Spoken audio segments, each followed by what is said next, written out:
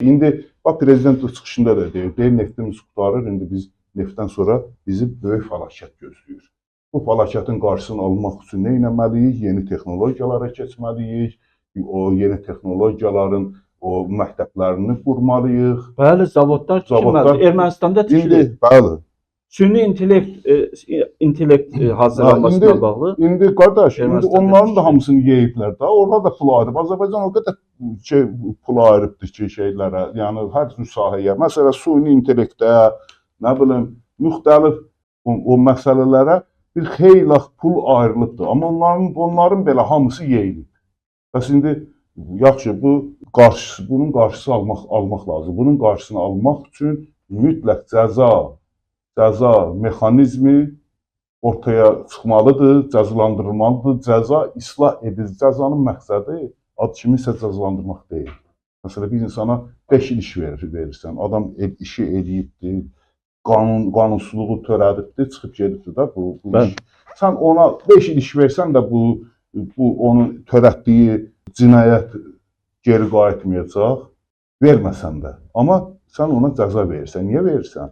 Cəzanı ona görə vermirsən ki, o elədiyi əmələ görə cəza çəksin. Allah Taala heç kəsə cəza verməz. Allah Taala cəzanı niyə verər? İbrət-i aləm olsun deyə. Bəli. İbrət-i aləm olsun deyə, başqaları bundan ibrət götürsün deyə ona cəza verər. Eyni şəkildə də o hüquq da, qanunlar da insanlara niyə, cinayətkarlara niyə cəza verir? Çünki bir ibrət dərsi versin o birilərə, ibrət dərsi alsın digərləri, o işi bir də törətməsinlər deyə.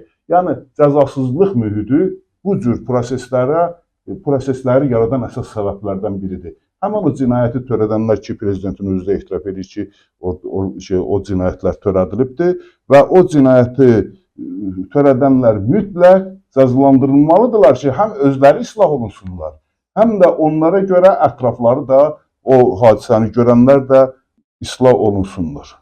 Belə bir yazı ki, bizi o icra başçısı, onun babası keçmiş rayon katibi olsun da, yəni indi rayon katibi olubdur, bu ondan o yaxşı təcrübələr də öyrənə bilər. Əgər pis təcrübə öyrənibsə, bu pis təcrübəni həyata keçirirsə, çıxartmaq lazım deyil, mənim dediyim odur. Çıxartmaq lazım deyil. Bunu 50 ayaqlı basmaq lazımdır. İçəriyə geçsin 10 il, 15 il orada ağıllansın, çıxsın.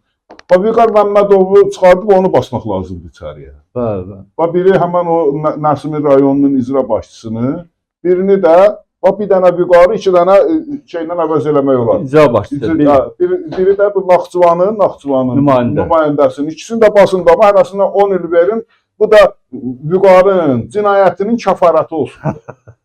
Cinayət deyil əslində. Sənəsə da hər nədirsə, onun kəfarəti olsun.